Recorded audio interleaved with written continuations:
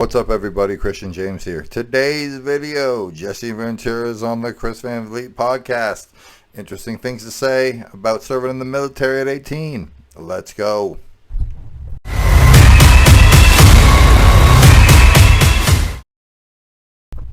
Now, leading into the video, this does not take a shot at any military, does not take a shot at any veteran. This is simply his perspective, and his perspective as I got older does seem to be a credible perspective. Would it be as simple to get a 30-year-old man to go over there and fight a war against people he doesn't know that have done nothing to him? Or is it obviously the reason why service opens up at 18? Now, again, service opens up at 18, but you're not old enough to drink, you're not old enough to smoke, and as Mr. Ventura is going to bring up, he wasn't old enough to vote at the time. So you're not mature enough to do certain things, but you're mature enough to go over there and fight for your life. Look, again, everybody, thank you for your service. I love the military. But as you get older, well, let's just see what Jesse says, and then we'll come back after the clip. What do you think is the biggest thing that being a Navy SEAL taught you about being a man?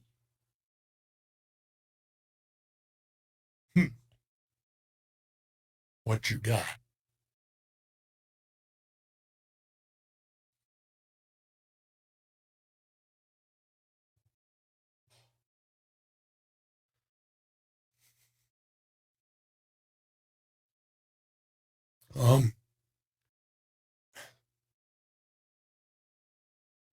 Sorry.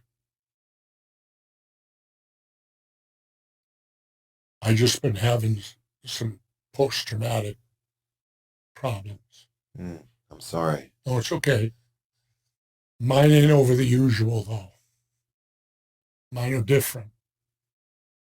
And mine are over the fact that, in fact, it reared its head this winter when I was in Tucson. I went into the Walgreens and I wanted to buy my wife a bottle of wine. And when I brought it up to the counter, the young lady asked me for an ID. And I looked at her and I said, "What?" And she said, "Can I see an ID, please?" You didn't look 21. I said, "I'm 72 years old." I said, "Why do I need to show you an ID?" She said, "Well, if you don't show me one, I won't sell you the wine." And I looked at her and I said, "You know, you're bringing back post-traumatic stress to me." She goes, "What do you mean?" I said, "Well, nobody asked me when I was 19 years old, after being trained for an entire year, when they sent me to Vietnam, nobody asked me if I was old enough. Because here's the end of the story. When I did my first tour, 9 months in Southeast Asia, when I came back to the States, I'd been back 5 days. I went into my executive officer and I said, "I want to go back now. I want to go back to Vietnam right now. I don't want to be here." And he looked at me and he said, "What, you just finished a complete 9-month deployment?" He said, "I can't send you back. The Navy regs say you have to be 6 months out of the combat zone before you can re-enter it." He said, "What's the problem?" And I said, "Here's the problem. I can't go up on Orange Avenue and buy a beer. I can't even vote for who sent me to Vietnam." Voting was 21 then. So I was given no privileges of being an adult, and yet they sent me to war. They asked me to kill or be killed for my country, and yet then they told me I was a child. That's my stress, because you know why? It still's here today. Nothing has changed. Case in point, you will never see another LeBron James. You will never see another Kobe Bryant. Not because he's dead. You'll never see another Kevin Garnett. You know why? Because the NBA made a rule that says you got to go to college for 1 year before you can play pro basketball. And I remember Jermaine O'Neal, the big center for the Pacers. Jermaine was scratching his chin and he said, "Wait a minute." He said, "You mean you can go die in Iraq, but you can't, but you're old enough to die in Iraq, but you're not old enough to play basketball?" Yeah. You're old enough that isn't that child abuse? If you send children to war and you send people who you don't even recognize as being adults, I think I got a good case for child abuse here. What could be worse? Only sexual, maybe. It's hard to argue with what he's saying. But it's you could argue with what he's saying.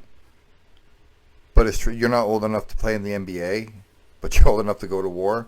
Look, I believe the reason it's 18 is you're smart enough to know how to aim, but you have nothing to lose when somebody aims it back at you.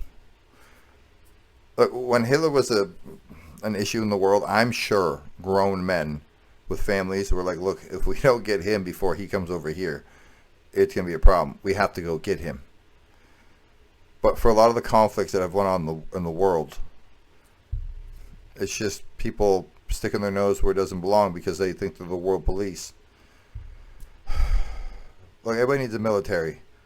But if the people in the military, at the youngest, aren't old enough to have a beer after shooting somebody in the face, if they're having their leg blown off, what are they doing there? If they're not old enough to smoke, if they're old enough back in the day to vote, if they're not old enough to be in the NBA because they didn't go to college. Like, how about a year of college before you go to the military? You know what I mean? Like, they give you a year of college courses before you go to the military. Like, something. But is it child abuse? Because people say they're grown at 18? The answer is no. But if they're not old enough to do things till they're 21, are they really grown at 18? Like, comment, subscribe, tell me I'm right, tell me I'm wrong, tell me what you think about this matter. To everybody out there who's ever served, who's had family serve, thank you very much for your service and, in some cases, your sacrifice. But, is Jesse right? It's hard to argue with him. I'm out.